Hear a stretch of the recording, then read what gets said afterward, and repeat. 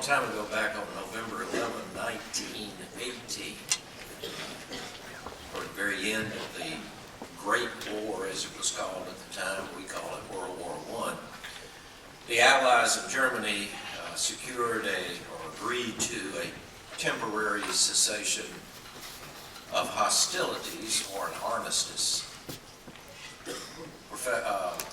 President Woodrow Wilson, the following year, declared that November 11th, from that time forward, would be called Armistice Day and be celebrated with parades and Thanksgiving. And that continued for a number of years. But then there was World War II and the Korean War. So in 1954, the Congress of the United States declared that that day, Armistice Day, which had become a legal holiday, would be from that time forward called Veterans Day.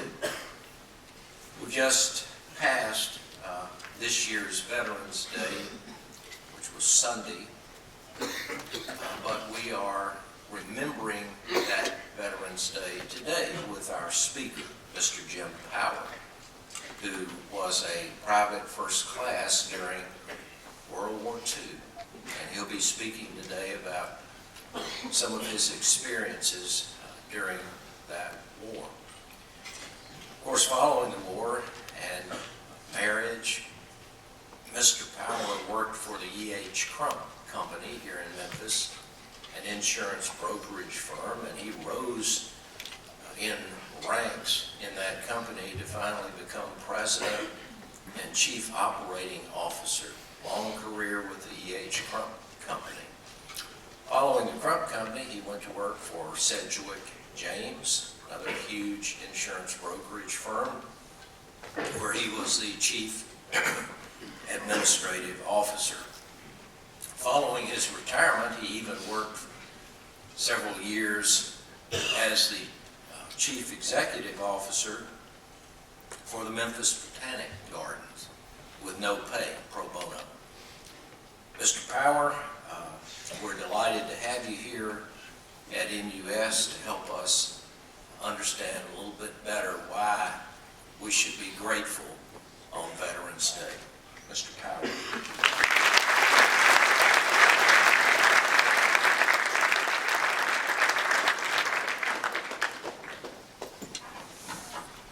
I'm sure that anyone addressing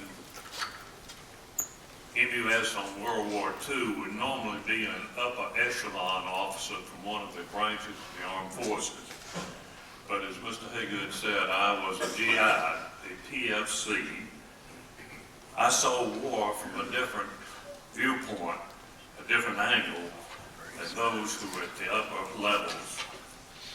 I was on the front line, and I cannot tell you anything about what the Marines went through in the Pacific, or the air crews went through with the shells bursting around them, or the sailors when they were being torpedoed, but I can only tell you about what I know.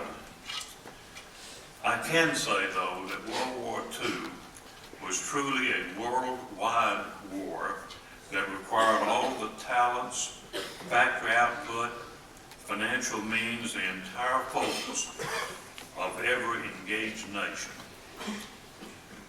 While I was only a PFC, I was a squad leader, and I won't go into why I didn't get my stripes. We just had too many with stripes, so there was no room for another one. And after combat, I pulled many different jobs. Charge of quarters, sergeant of the guard. I ran a regimental PX when the battalion PXs below me were run by staff sergeants. So I learned an important lesson during that time. You know, it's not your title or your rank. Its advancement and results are based on guts and rapport. Title and rank does not mean leadership, and and leadership and ability are the necessary ingredients for good results. The Army gave me excellent training, and as I'd finished a year at Ole Miss, I was selected for the ASTP program, Army Specialized Training Program. We were supposed to be trained for engineers to take over the infrastructure in Europe after the war was over. After one semester at the College of Puget Sound, the entire program was done away with and we were sent to the infantry. My squad had an IQ that was considerably above the average IQ for those who were in officer candidate school. In combat, I was 19 years old, and that's not much older than some of you out there this morning. But I was on the front line. In front of me was the German Army. Behind me was the American Army. I was a hunter and a huntee, if there is such a thing. But the huntee, the prey, was better armed in some ways than we were.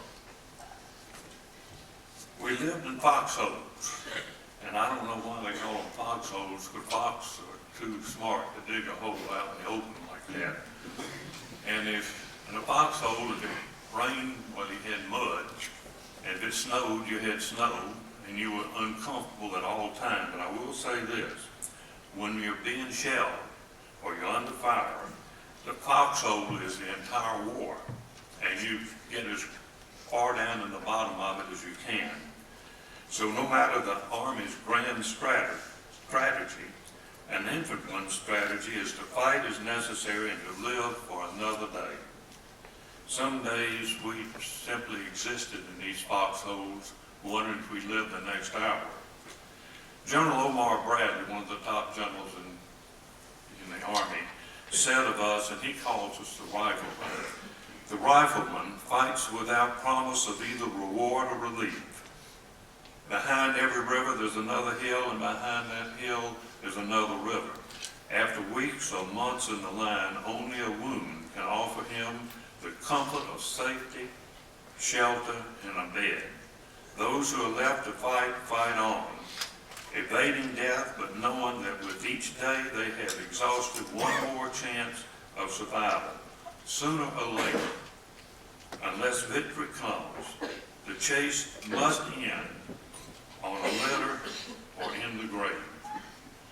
The people in Europe, the Army in Europe, I don't know how many men there were 16 million in uniform during World War II. In Europe, there were 17% were in the infantry divisions, and 77% of the casualties were in those divisions.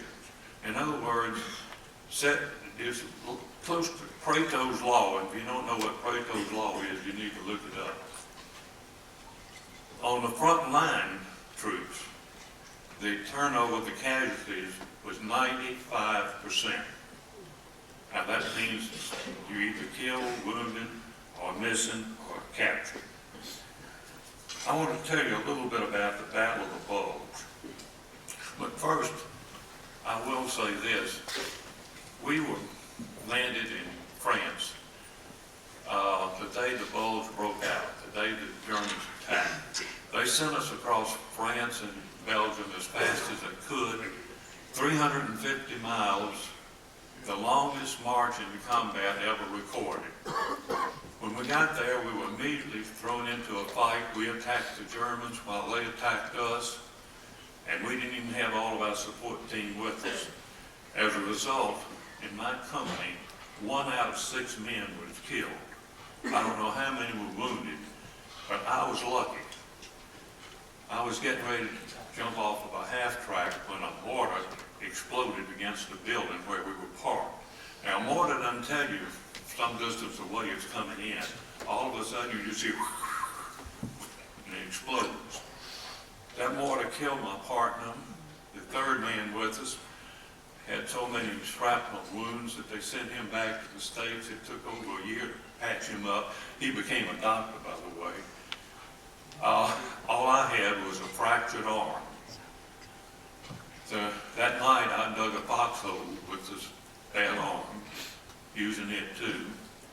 next morning, I could not hold up a rifle, so they sent me back to the aid station. And when I walked in, the doctors were all busy. They said, "You go see the dentist."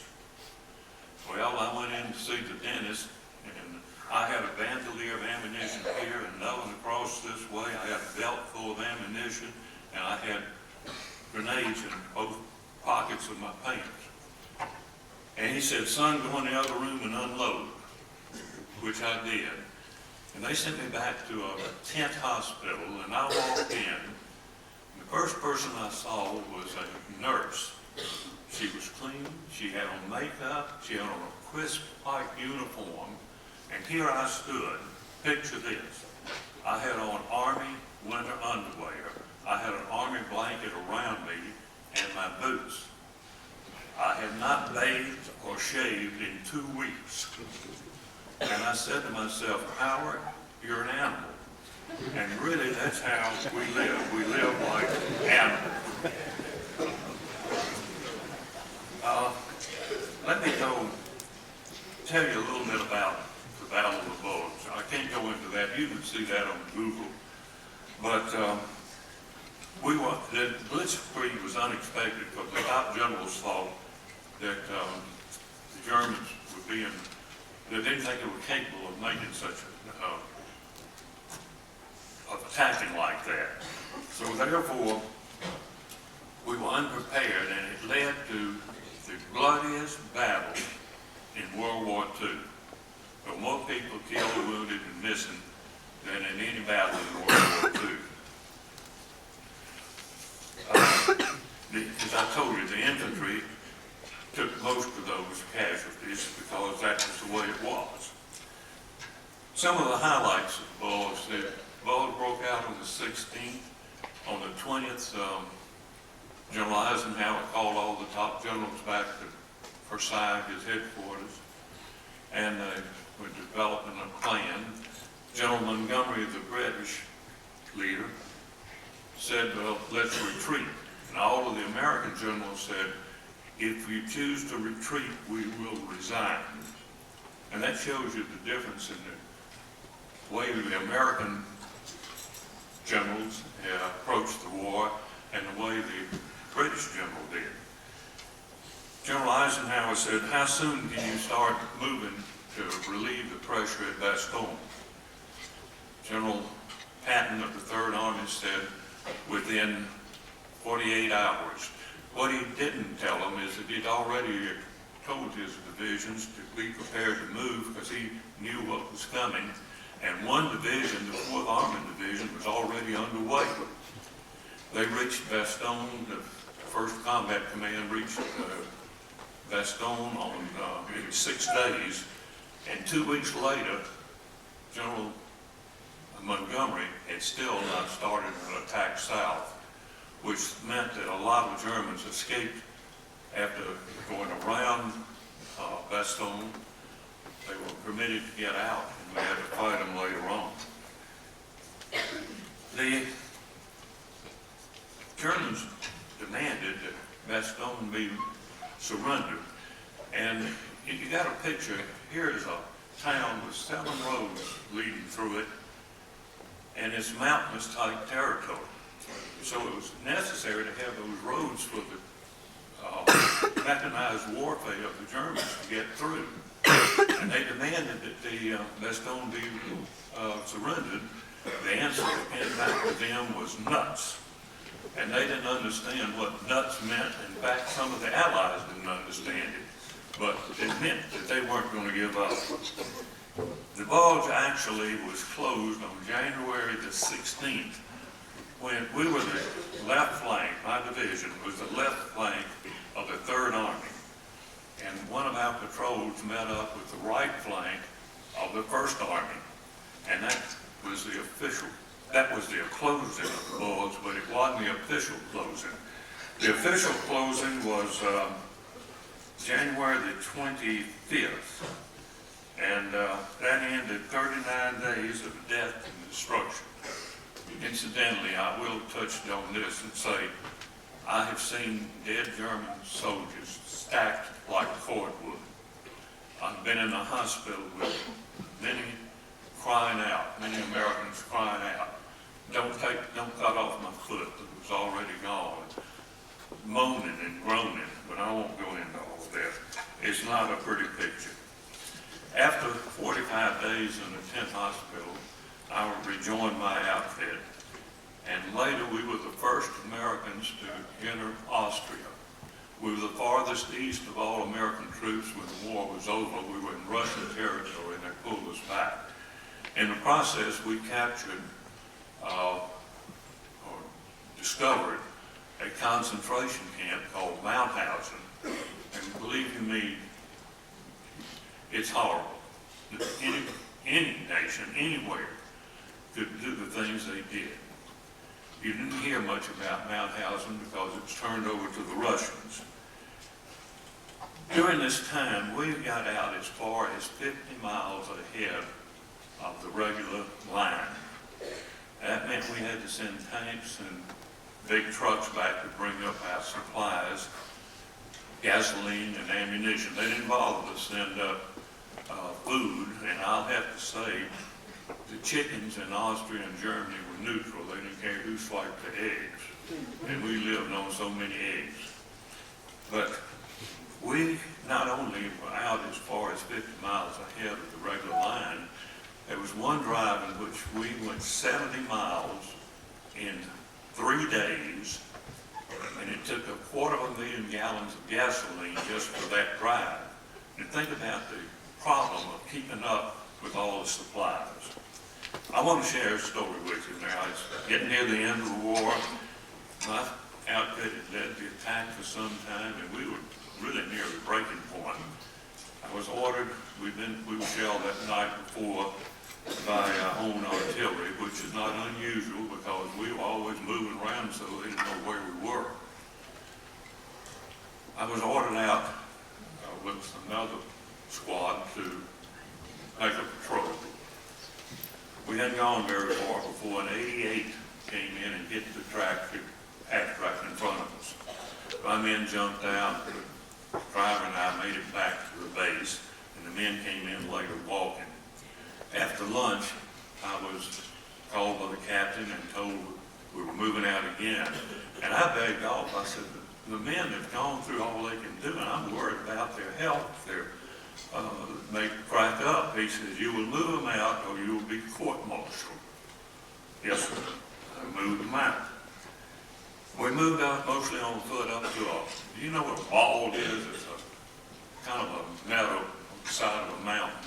We dug in around the trees on the edge, and one of the men stopped digging. I went over and I unloaded on him. I wasn't very nice. I thought he was goofing off, and I was really angry at him. So then I went back, and about 2 hours later, a runner came up and said, you're to fall back to a farm. You're to have hot food, which we hadn't had in I don't know how long. Another outfit will pull guard, which hadn't happened to us all the time we were in Europe. We stood on guard. They would feed you, and you would sleep in a hayloft. Well, to us, an infantryman, a hayloft is a 5-star hotel. So I went around to each person at their foxhole. You don't gather in front of Germans, like the enemy. I went around to each one and told them what was going to happen. When I got to the man who had stopped digging, he was 34 years old, a devout Catholic. And he said, Jim, I was praying when I stopped digging because I knew we had reached the end of our physical and mental strength, and I was concerned that some of us might crack up from the continuing stress. I have no idea what I said to Sam, but I'll never forget what he said to me, and I'll never forget that Sam's prayer was answered. That was the last time we were shelled.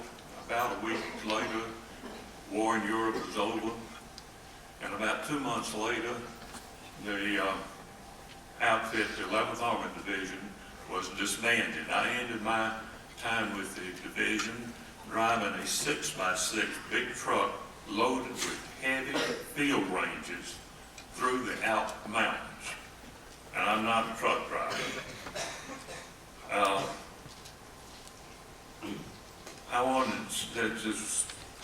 I want to end up by quoting General Patton of what he said about our division.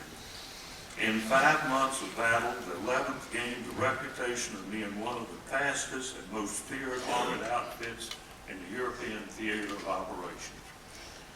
Now, I want you to particularly listen to what I'm about to say. I'm certain you've seen or heard of the band of brothers, the camaraderie, the deep bond that exists in a close group of fighters. But I have to say that a combat infantryman can only communicate at a deep level with another who's been in combat. I trust, however, this has helped you to have a better understanding of what war's like. Your generation and generations to come could perhaps face more trauma than my generation in some ways. You're challenged in today's world, and not enough of your brothers have your knowledge, your faith, your ability, your sense of responsibility, and your love of our country. So you have substantial responsibilities commensurate with your abilities. Remember the parable of the sower. You at MUS are a fertile field. God bless you.